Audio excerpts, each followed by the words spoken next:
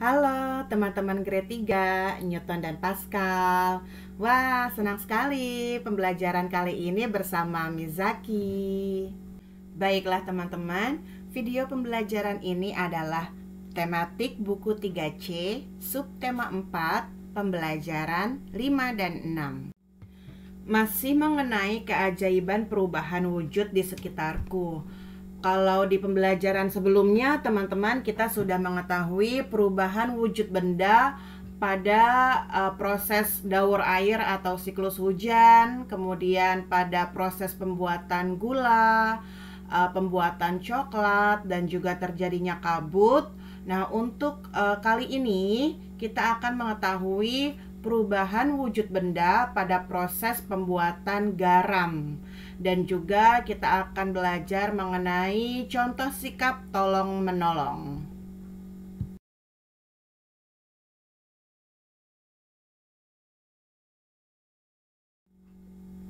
Baik, kita lihat tujuan dari pembelajaran ini terlebih dahulu. Yang pertama, menunjukkan perubahan wujud benda pada proses pembuatan garam.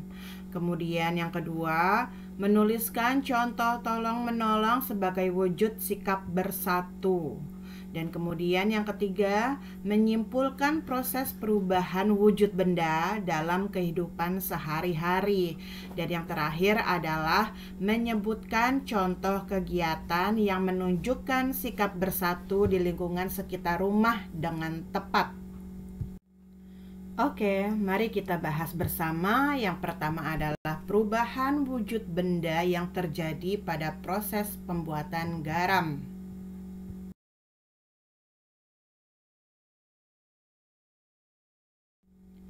Garam yang kita gunakan sehari-hari terbuat dari air laut. Air laut terasa asin karena mengandung zat garam.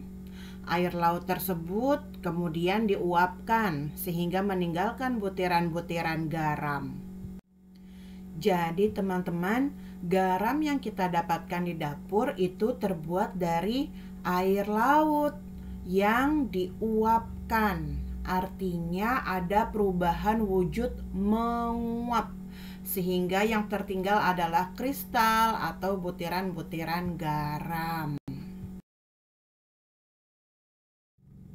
Nah, ini ada video proses pembuatan garamnya.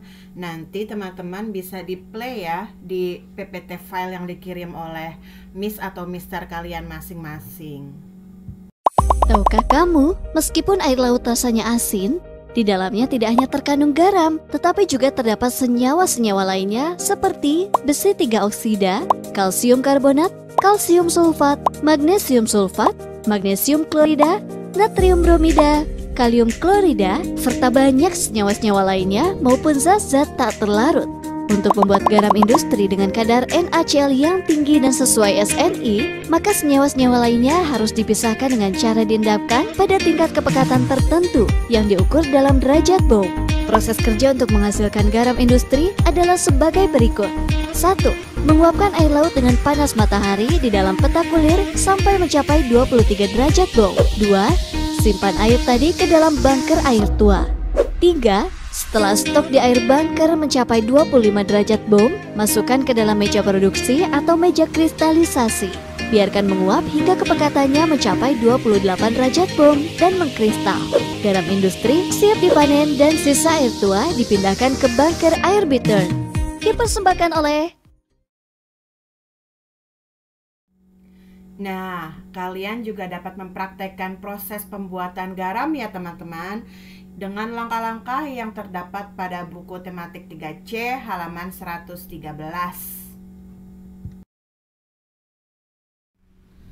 Oke, untuk selanjutnya kita lihat contoh tolong-menolong sebagai wujud sikap bersatu.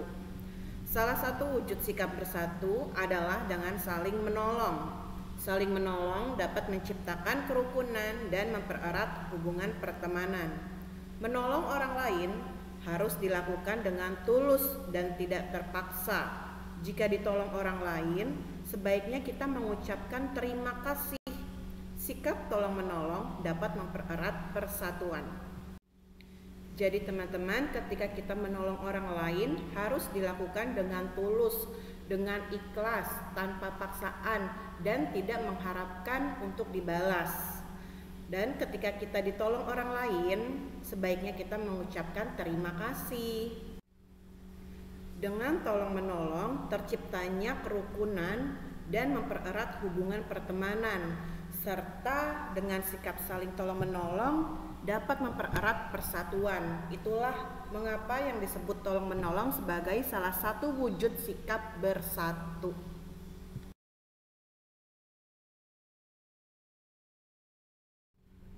Nah, di sini kita dapat melihat berbagai contoh tolong-menolong sebagai wujud sikap bersatu. Untuk gambar yang pertama adalah menolong teman saat terjatuh. Dan di gambar kedua ada seorang siswi sedang menghapus papan tulis. Di sini dia menunjukkan sikap bersatu dengan menolong guru saat menghapus papan tulis itu. Dan untuk gambar yang ketiga, memberikan sumbangan kepada yang membutuhkan. Nah, dari ketiga gambar tersebut mereka menunjukkan sikap bersatu dengan tolong-menolong.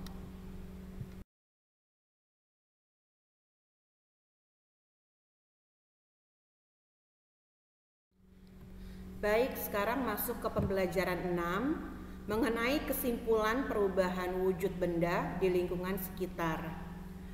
Dari mulai pembelajaran 1 sampai dengan 5 yang sudah kita lihat sebelumnya, banyak perubahan wujud benda yang kita jumpai di sekitar kita.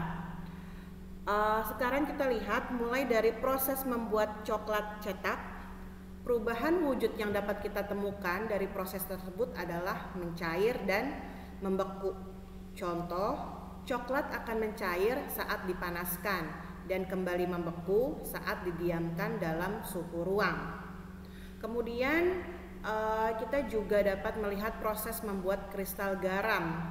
Perubahan wujud benda yang dapat kita temukan dalam proses membuat kristal garam adalah menguap. Menguapnya air laut ketika terkena sinar matahari. Contoh, saat terkena panas matahari, air laut menguap dan menghasilkan kristal atau butiran garam.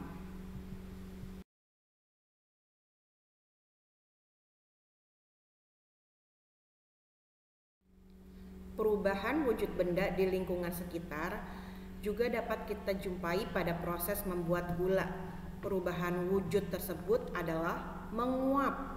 Contoh, saat air tebu atau nira dipanaskan, kandungan air akan berkurang sehingga menghasilkan kristal atau butiran gula.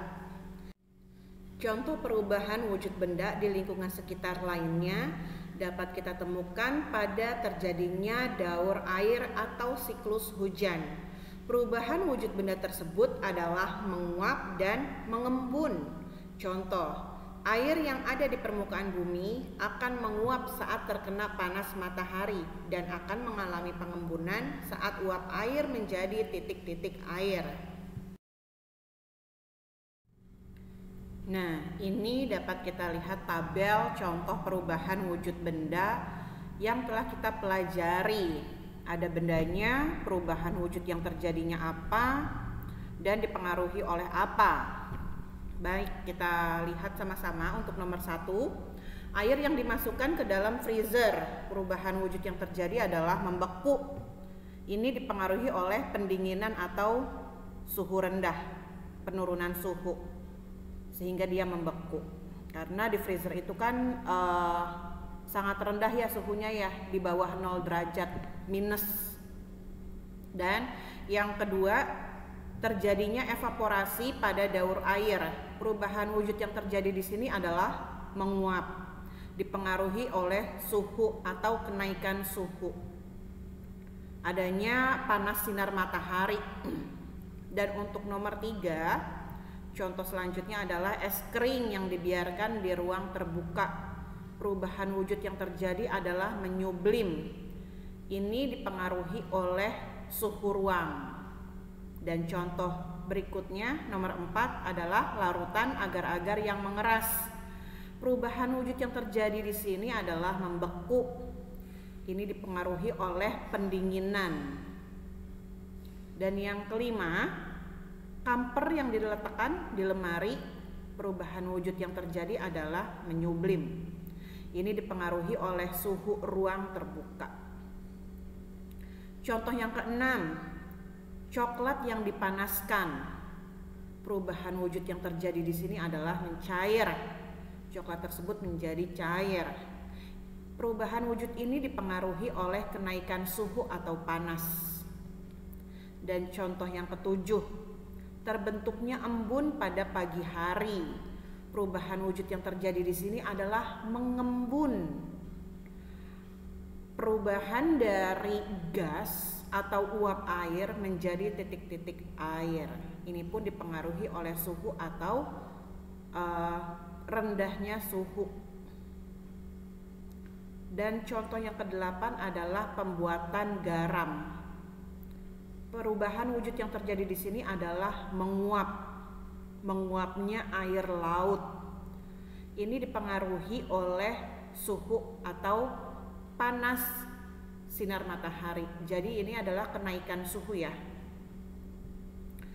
Dan nomor 9 adalah lilin yang dinyalakan. Perubahan wujud yang terjadi di sini mencair. Perubahan wujud ini dipengaruhi oleh kenaikan suhu atau panas. Dan contoh yang ke-10 adalah terbentuknya kristal salju. Perubahan wujud yang terjadi adalah menyublim. Ini juga dipengaruhi oleh suhu. Ini adalah penurunan suhu karena adanya pendinginan. Suhu yang dingin.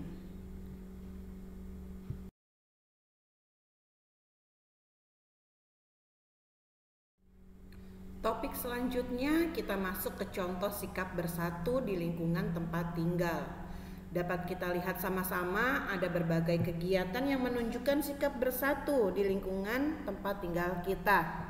Untuk gambar yang pertama, membantu tetangga yang mengadakan syukuran. Nah, biasanya kalau ada tetangga yang hajatan, syukuran, biasanya tuh ibu-ibu di sekitar rumah tempat tinggal biasa atau di komplek itu membantu yang sedang mengadakan acara tersebut, membantu membuat makanan atau membuat acara seperti itu. Itu menunjukkan sikap bersatu di lingkungan tempat tinggal.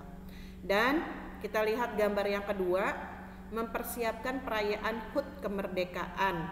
Nah, ini biasanya pas 17 Agustusan. Jadi semua warga di tempat tinggal kita bekerja sama bersatu membuat acara hari kemerdekaan. Dan gambar yang ketiga kita dapat lihat berbagi makanan dengan tetangga. Itu pun juga menunjukkan sikap bersatu di lingkungan tempat tinggal. Misalnya kita habis pergi dari suatu tempat atau dari suatu daerah, kita membawa oleh-oleh khas, makanan khas dari daerah sana.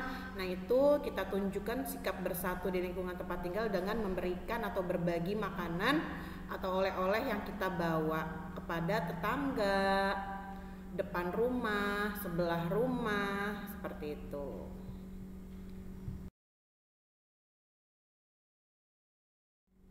Nah, meskipun berbeda agama, suku, bangsa, dan budaya, kita harus tetap bersatu. Jika ada tetangga yang mengalami kesulitan, kita harus saling membantu. Dengan demikian, kerukunan akan selalu terjaga. Jika kerukunan terjaga, lingkungan kita akan menjadi damai dan nyaman. Baik teman-teman, sampai di sini pembahasan kali ini. Kalau ada yang ingin ditanyakan mengenai pembelajaran 5 dan 6, silakan private chat, tanyakan langsung ke guru kelas kalian masing-masing atau pada Zoom kelas pertemuan berikutnya. Terima kasih, semoga video ini bermanfaat untuk kalian.